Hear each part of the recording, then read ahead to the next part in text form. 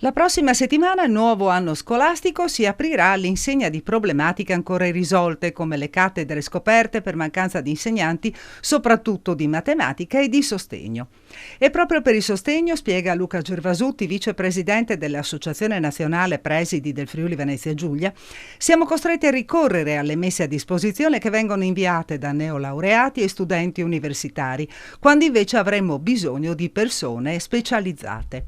Per il futuro preoccupa la riduzione del numero di studenti. Negli ultimi 3 anni le scuole del Friuli Venezia Giulia ne hanno persi 6.000.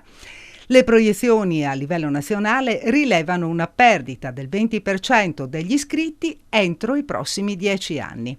La Regione sta correndo ai ripari ed entro novembre dovrà predisporre un piano di dimensionamento che entrerà in vigore nel 2024 e 2025. Lo stesso prevede l'accorpamento di 10 scuole, 6 delle quali in provincia di Udine e 4 in quella di Trieste.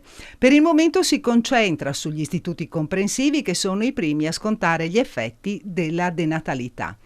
I provvedimenti, continua Gervasutti, comporteranno disagi all'utenza, perché è prevista l'attivazione di classi anche da 30 alunni, pure a livello superiore.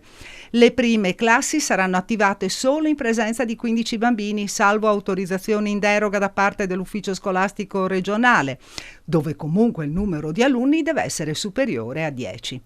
Al momento non si parla di pluriclassi, che rimangono attivate solo in Carnia.